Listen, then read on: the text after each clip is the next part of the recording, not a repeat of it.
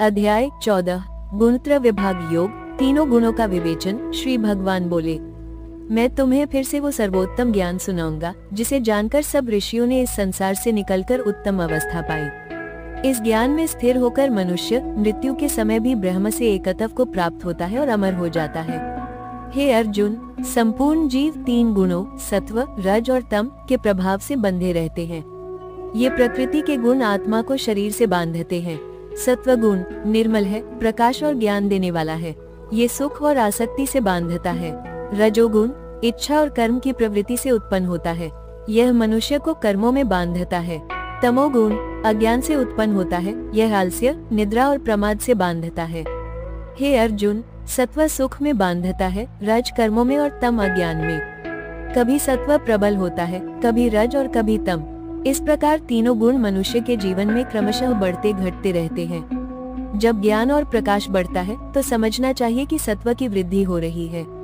जब लोभ, कर्म में व्यस्तता और अशांति बढ़े तो रज की वृद्धि समझो, और जब अंधकार, आलस्य और मोह बढ़े तो तम की वृद्धि समझनी चाहिए।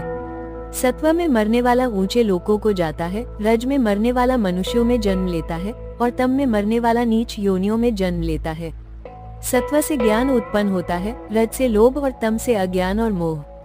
जो इन तीनों गुणों से परे हो जाता है वही जन्म मरण से मुक्त होकर अमृतत्व को प्राप्त करता है और परमात्मा से एक हो जाता है।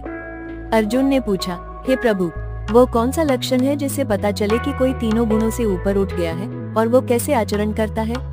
श्री कृष्ण बोले, जो प्रकाश, कर्म, मोह इन तीनों गुणों के प्रभावों से विचलित नहीं होता, जो समान दृष्टि रखता है, सुख दुख में एक समान रहता है, मिट्टी, पत्थर और सोने को समान मानता है, जो मित्र शत्रु को समान मानता है, जो सम्मान और अपमान में सम रहता है, जो सब में समभाव रखता है और स्थिर रहता है, वही गुणातीत कहलाता है। और हे अर्जुन, जो केवल मेरा भजन करता है वो गुणों से परे होकर ब्रह्मभाव को प्राप्त करता है, क्योंकि मैं ही उस अमर, अविनाशी परम सत्य का आधार हूँ। Don't forget to like, subscribe, share.